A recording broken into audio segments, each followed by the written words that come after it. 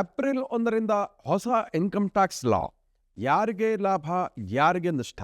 ನಮಸ್ಕಾರ ವೀಕ್ಷಕರೇ, ನೀವು ನೋಡ್ತಾ ಇದ್ದೀರಾ ವಿಶ್ವವಾಣಿ ಮನಿ. ನಾನು ಕೇಶವ್ ಪ್ರಸಾದ್. ವೀಕ್ಷಕರೇ, 2026 ಏಪ್ರಿಲ್ 1ರಿಂದ ಹೊಸ ಆದಾಯ ತೆರಿಗೆ ಕಾಯ್ದೆ ಜಾರಿಯಾಗಿದೆ. 1961ರ ಹಳೆಯ ಆದಾಯ ತೆರಿಗೆ ಕಾಯ್ದೆಗೂ ಹೊಸ ಕಾಯ್ದೆಗೂ ಏನಾದರೂ ವ್ಯತ್ಯಾಸ ಇದೆಯಾ ಅನ್ನುವಂಥ ಪ್ರಶ್ನೆ ನಿಮ್ಮಲ್ಲಿರ್ಬೋದು. ತಜ್ಞರ ಪ್ರಕಾರ ಮಹತ್ವದ ವ್ಯತ್ಯಾಸ ಏನೂ ಇಲ್ಲ. ಅದರಿಂದ ಆತಂಕ ಪಡಬೇಕಾಗಿಲ್ಲ. ತೆರಿಗೆ ಹೆಚ್ಚುತ್ತಾ ಇದೆ ಎಂಬಂತಹ ಗಾಬರಿ ಕೂಡ ಅನಗತ್ಯ. ಆದರೆ ಇನ್ನಷ್ಟು ಸರಳಗೊಳಿಸಲಾಗಿದೆ. ಸರ್ಕಾರಕ್ಕೂ ಗೊತ್ತಿದೆ, ಹೆಚ್ಚು ಜನರನ್ನ ತೆರಿಗೆ ವ್ಯಾಪ್ತಿಗೆ ತರಬೇಕು, ಜನರಿಗೆ ಅನುಕೂಲ ಮಾಡಿಕೊಡ್ಬೇಕು ಅನ್ನುವಂಥ ಉದ್ದೇಶ. ಅದು ಇದರ ಉದ್ದೇಶ ಆಗಿದೆ. 2026 ಏಪ್ರಿಲ್ 1ರಿಂದ 1961ರ ಹಳೆಯ ಕಾಯ್ದೆಗೂ ಹೊಸತಕ್ಕೂ ಇರುವ ವ್ಯತ್ಯಾಸಗಳನ್ನು ಒಂದೊಂದಾಗಿ ನೋಡ್ತಾ ಹೋಗೋಣ.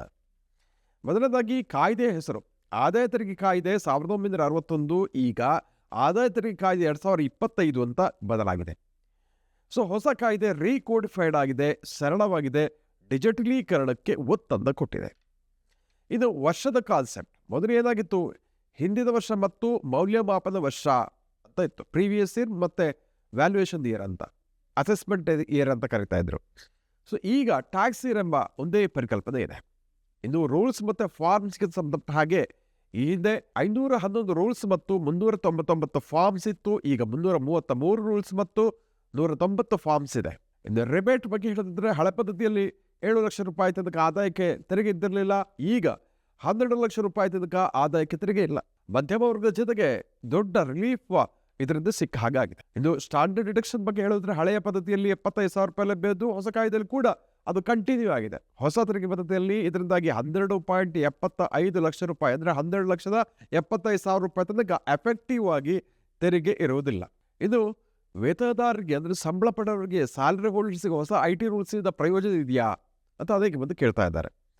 ವೇತನದಾರರಿಗೆ ಹೊಸ ಆದಾಯ ತೆರಿಗೆ ಕಾಯ್ದೆಯಲ್ಲಿ ಸಾಕಷ್ಟು ಪ್ರಯೋಜನಗಳನ್ನು ಅನೌನ್ಸ್ ಮಾಡಿದ್ದಾರೆ. ಅದೊಂದು ಉದಾಹರಣೆಗೆ, ಬೆಂಗಳೂರು, ಹೈದರಾಬಾದ್, ಪುಣೆ ನಗರದ ವೇತನದಾರರಿಗೆ ಮೆಟ್ರೋ ನಗರದ ವ್ಯಾಪ್ತಿಯಲ್ಲಿ, ಅಂದರೆ ಮೆಟ್ರೋ ನಗರವನ್ನು ಕನ್ಸಿಡರ್ ಮಾಡಲಾಗಿದೆ. ಸೊ ಹಾಗಾಗಿ HRA ಕ್ಲೈಮ್ ಜಾಸ್ತಿ ಮಾಡಲಾಗಿದೆ, ವಿನಾಯಿತಿಯನ್ನು ಜಾಸ್ತಿ ಮಾಡಲಾಗಿದೆ. 50% ತನಕ ಈ ಬೆನಿಫಿಟ್ ಸಿಗಲಿದೆ. ಸೊ ಈ ಹಿಂದೆ 5,000ಕ್ಕೂ ಹೆಚ್ಚು ಮೌಲ್ಯದ ಗಿಫ್ಟ್ ಅನ್ನ ಕಂಪನಿ ಉದ್ಯೋಗ ಕೊಟ್ಟರೆ ಟ್ಯಾಕ್ಸ್ ಬರ್ತಾ ಇತ್ತು. ಈಗ ಅದನ್ನ 15,000 ರೂಪಾಯಿಗೆ ವಿಸ್ತರಿಸಿರ, ಅಂದರೆ 15,000 ರೂಪಾಯಿಂದ ಹೊರಗೆ ಟ್ಯಾಕ್ಸ್ ಇರಲ್ಲ.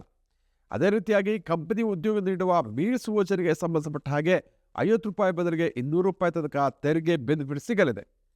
ಅದೇ ರೀತಿ ಮಕ್ಕಳ ಶಿಕ್ಷಣದಲ್ಲಿ ತೆರಿಗೆ ಬೆನಿಫಿಟ್ 1,000 ರೂಪಾಯಿ ಇತ್ತು, ಅದನ್ನು 3,000 ರೂಪಾಯಿಗೆ ಏರಿಸಿದ್ದಾರೆ. ಮೆಡಿಕಲ್ ಟ್ರೀಟ್ಮೆಂಟ್ಗೆ ಸಂಬಂಧಪಟ್ಟ ಹಾಗೆ 20,000 ಇದ್ದು 2 ಲಕ್ಷ ರೂಪಾಯಿಗೆ ಏರಿಸಿದ್ದಾರೆ. ಇದೆಲ್ಲ ಕೂಡ ಎಂಪ್ಲಾಯೀಸಿಗೆ ಆಗುವಂತಹ ಅನುಕೂಲಗಳು.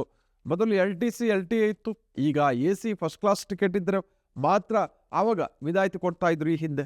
ಈಗ ಕಿಲೋಮೀಟರ್ಗೆ 30 ರೂಪಾಯಿ ಫಿಕ್ಸ್ ಆಗಿರುತ್ತೆ, ಟಿಕೆಟ್ ಕೊಡಲೇಬೇಕಾಗಿ ಅಂತ ಅಗತ್ಯ ಇಲ್ಲ. ಯಾಕಂದರೆ ಟಿಕೆಟ್ ಎಲ್ಲೋ ಕಡೆ ಕಳೆದು ಹೋಗ್ಬೋದು, ಆದರೆ ಪರದಾಡಬೇಕಾದ ಅಗತ್ಯ ಇಲ್ಲ.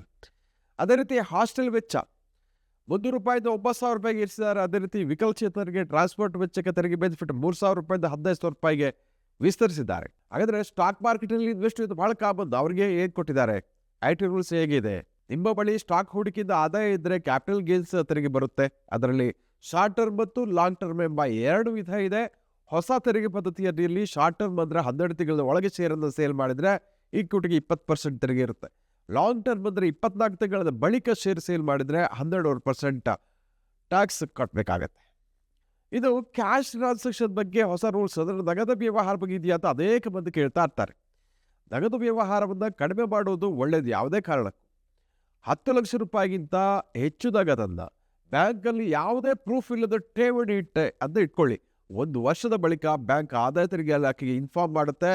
ಪ್ರೂಫ್ ಕೊಡದೆ ಹೋದರೆ ಆದಾಯ ತೆರಿಗೆ ಇಲಾಖೆಯ ಪ್ರಶ್ನೆಯನ್ನ, ನೋಟಿಸನ್ನು ಎದುರಿಸಬೇಕಾಗುತ್ತೆ.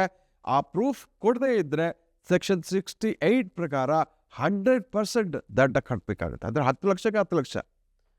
ಸೊ ಹಾಗಾಗಿ ವಿದೌಟ್ ಪ್ರೂಫ್ ಇಲ್ಲದೆ ಬ್ಯಾಂಕಲ್ಲಿ 10 ಲಕ್ಷ ರೂಪಾಯಿ ಅಥವಾ ಜಾಸ್ತಿ ಅಮೌಂಟನ್ನು ಕ್ಯಾಶ್ ಡೆಪಾಸಿಟ್ ಮಾಡುವಂಥದ್ದು ಕೂಡ ನಿಮ್ಮನ್ನು ಕಾನೂನು, ಅಂದರೆ IT ಇಲಾಖೆಯ ನೋಟಿಸ್ಗೆ ಅದು ಕಾರಣ ಆಗುವಂಥ ಚಾನ್ಸ್ ಇರುತ್ತೆ. ಅಂದರೆ ಪ್ರೂಫ್ ಕೊಡಬೇಕಾಗುತ್ತೆ, ಎಲ್ಲಿಂದ ಆದಾಯದ ಮೂಲ ಎಲ್ಲಿರುತ್ತೆ ಅಂತ ಕೊಡಬೇಕಾಗುತ್ತೆ. ಹಾಗಾಗಿ ಕ್ಯಾಶ್ ಟ್ರಾನ್ಸಾಕ್ಷನ್ ಮಾಡೋರು ಈ ಅಂಶವನ್ನು ಗಮನಿಸಬೇಕು. ಕ್ಯಾಶ್ ಟ್ರಾನ್ಸಾಕ್ಷನ್ ಮಾಡಿ, ಆದರೆ ಪ್ರೂಫ್ ಇರಬೇಕಾಗತ್ತೆ ಅದಕ್ಕೆ.